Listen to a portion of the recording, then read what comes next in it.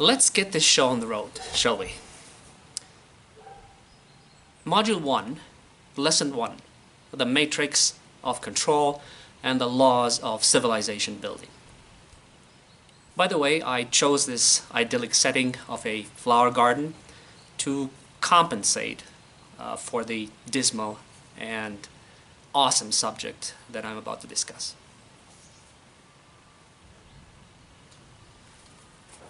Civilization depends on two factors: controlling human conduct and controlling human numbers.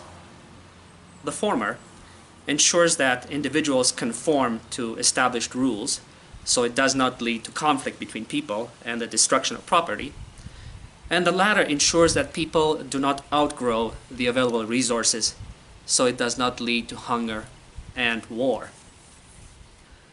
Controlling human behavior is a strategy to prevent conflict between men, which would lead to the disruption of society.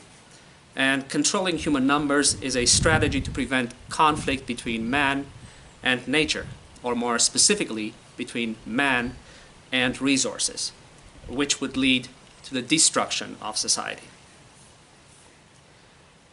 Controlling human behavior and numbers are the micro and the macro strategies of civilization building. The one limits the individual and the other society. Together, they constitute the innermost and the outermost circles of control. The rationale is this: if human behavior is perfectly controlled, there is no conflict between men and society is peaceful. And if human numbers are perfectly controlled, there is no conflict between man and natural resources, and society is prosperous. Controlling human behavior leads to peace, and controlling human numbers leads to prosperity. Peace and prosperity are the preconditions of progress, thus the building blocks of civilization. Society is an artificial construct entirely of man's making, and therefore entirely out of God's or nature's hands. We have risen above the natural order and broke free of its constraints by our ingenuity and cooperation.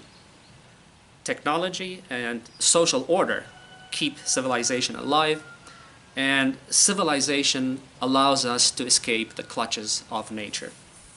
We are independent of nature, but this independence comes at the cost of our interdependence.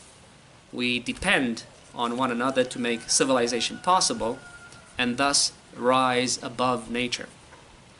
And because we depend on one another, we impose rules on one another, so that individual rights are limited for the sake of coexistence, which results in collective well-being. And because we depend on one another, those in positions of authority impose sacrifices on everyone, so that human numbers are limited for the sake of survival, which results in civilizational progress. The imposition of rules makes controlling human behavior possible, and the imposition of sacrifices makes controlling human numbers possible. Religious and secular authorities have always cooperated to shape and control human behavior and to limit and cull human numbers. But while the effort to control human behavior has always been honest and open, in that rules governing human behavior are well advertised and the same for all, the effort to control human numbers has always been dishonest and closed, in that rules governing human numbers are hidden and reserved to a privileged few. Until the end of the 19th century, religious authorities have made the rules that govern human conduct, and secular authorities have enforced these rules.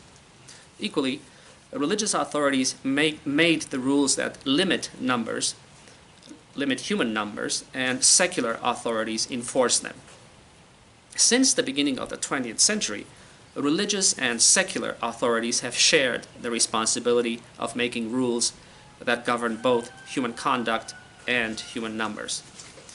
And nationally, the rules that govern human conduct are enshrined in law by the legislative branch of government, while internationally they are enshrined in law by international bodies, namely by the League of Nations from 1920 until its dissolution in 1945, and since 1945 by the United Nations.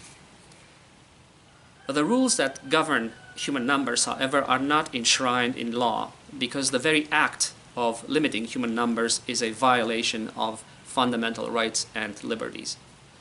That is why population growth to this day is being limited without the knowledge and consent of the people, and the program is held in utmost secrecy.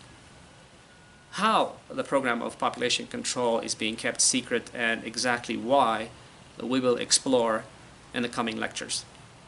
For the time being, I shall reveal the 4 laws that have govern and will continue to govern human civilization.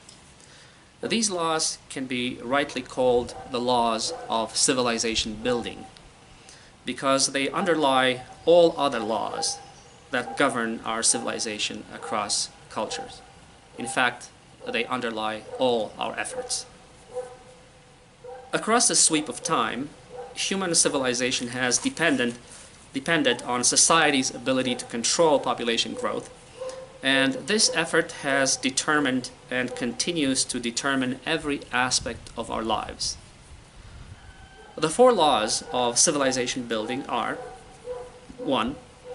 That you have to limit the quantity of life to improve the quality, and you must do it selectively to aid and accelerate the process of natural selection and improve the intelligence and genetic makeup of the stock.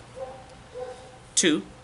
That you have to slow down population growth to remain within the technical ability of society to produce food and build infrastructure.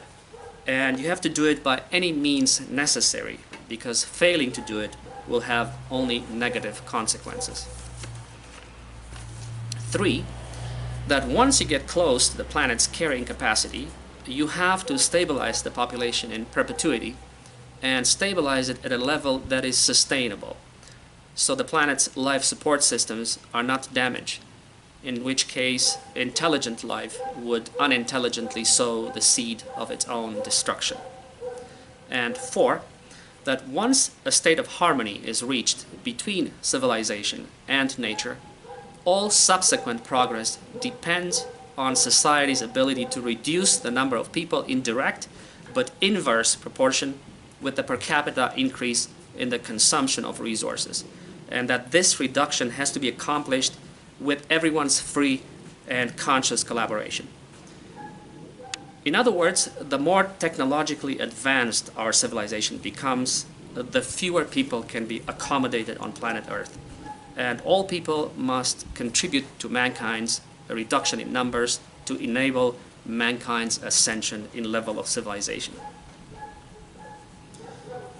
These laws address the existential risks that threaten our species and our civilization with premature extinction, or the permanent and drastic destruction of our potential for desirable future development.